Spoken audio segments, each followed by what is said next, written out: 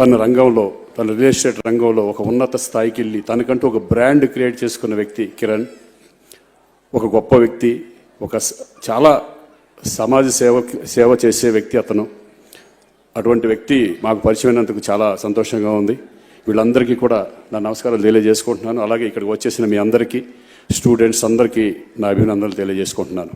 ఆ అవార్డుని గెలుచుకున్న మీరందరికీ నా అభినందనలు తెలియజేసుకుంటున్నాను. All the best in education. అది కూడా మర్చిపోవద్దు. మీరందరూ కష్టపడి చదివి ఎంతో పైకి వెళ్ళాలని మనస్ఫూర్తిగా కోరుకుంటూ మీరందరికీ మరొక్కసారి నా అభినందనలు తెలియజేసుకుంటున్నాను. All the best. Thank you very much. Kiran ఒక ఆయన అంత గొప్ప మనిషి, చాలా అంత గొప్ప వ్యక్తిత్వం ఉన్న మనుషులు చాలా వేలి మీద లెక్క పెట్టచ్చు. మదర్ తెరీసా ఒక మాట అంటుంది, ప్రార్థించే పెదాల కన్నా సహాయం చేసే చేతులు గొప్పవే అని.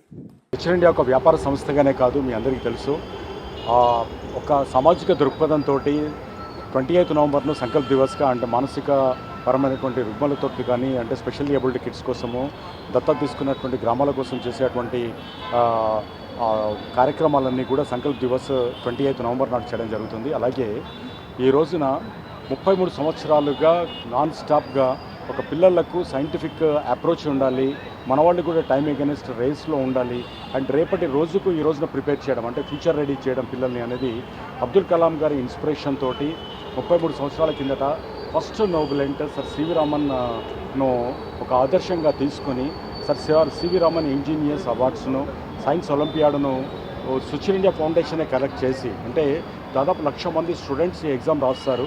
దాదాపు 500 సెంటర్లు, దాదాపు 490-500 సెంటర్లలో 1,00,000 మంది స్టూడెంట్స్ ఈ ఎగ్జామ్ రాయడం వల్ల వాళ్ళ లోపల ఆప్టికల్ మార్క్స్ రీడర్, అంటే డిజిటల్ దాంట్లో ఓవెల్ డార్క్నింగ్ ద ఓవెల్ సిస్టంలో పెట్టి ఒక గ్రామాలలో కూడా ఈ ఎగ్జామ్ను కండక్ట్ చేసి అందులో వచ్చినటువంటి టాపర్స్ని ఈ రోజున 450 మంది పిల్లలను ఫస్ట్ క్లాస్ నుంచి 10th క్లాస్ వరకు తెలుగు రాష్ట్రాల్లో, అంటే అటు ఆంధ్ర కానీ ఇటు తెలంగాణలో ఉన్నటువంటి పూర్తిగా ఉన్నటువంటి అన్ని జిల్లాలకు సంబంధించిన ఫస్ట్ నుంచి 10th క్లాస్ ప్రతి క్లాస్లో ఫస్ట్ సెకండ్ ర్యాంకర్స్ను మనం పెట్టిన సుచిన్ ఇండియా ఫౌండేషన్ పెట్టిన ఎగ్జామ్లో టాపర్స్కి వచ్చిన వాళ్ళందరికీ కూడా ఈ రోజున ఇక్కడ అవార్డ్స్ ఇవ్వడం జరుగుతుంది, యంగ్ జీనియస్ అవార్డ్స్ను. అంటే గ్రామాలలో, అంటే సిటీలలో ఉన్న వాళ్ళకు కాన్వెంట్ ఎడ్యుకేషన్ ఇదంతా ఉంటుంది, బట్ గ్రామాలలో ఉన్న వాళ్ళని కూడా ఎడ్యుకేట్ చేయాలి, వాళ్ళకు కూడా ఒక రకమైనటువంటి సైంటిఫిక్ అప్రోచ్ ఉండాలి, తర్వాత వాళ్ళకు కూడా ఒక కాంపిటేటివ్ స్పిరిట్ అనేది వాళ్ళ లోపల పోరాట పటిమ అనేది రావాలి అన్న ఉద్దేశంతో ఈ ఎగ్జామ్ కండక్ట్ చేయడం జరుగుతుంది. ఈ రోజున 450 మంది పిల్లలు 2 రాష్ట్రాల నుంచి ఇక్కడికి వచ్చారు. వాళ్ళు అటు శ్రీకాకుళం, విజయనగరం నుంచి మొదలు పెడితే ఇక్కడ ఆదిలాబాద్ దాకా ఉన్నటువంటి వాళ్ళందరూ, అన్ని జిల్లాల వాళ్ళని కూడా ఇక్కడ మీరు చూడొచ్చు.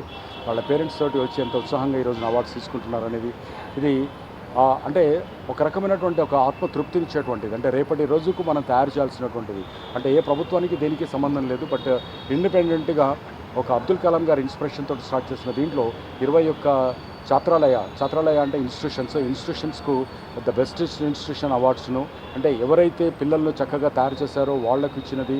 అలాగే గురు బ్రహ్మ అంటే బెస్ట్ టీచర్ అవార్డ్స్ను 10 మందికి, అలాగే 450 మంది పిల్లలకు ఈ రోజున అవార్డ్స్ చేయడం జరుగుతుంది.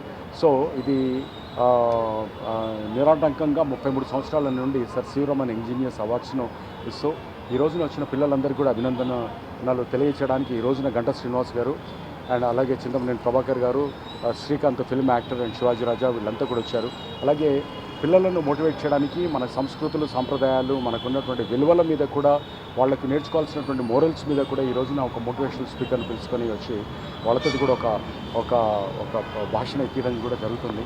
సో ఇది నిరాటంకంగా జరుగుతుంది. ఇలాగే మనం రేపటి రోజుకు తయారు చేస్తున్నటువంటి బాధ్యత ఒక ఇన్స్టిట్యూషన్స్ మీదనే కాదు, వ్యాపార సంస్థల మీద ఉంది, గవర్నమెంట్ మీద ఉంది, అండ్ ఎన్జిఓస్ మీద ఉందని నేను భావిస్తున్నాను.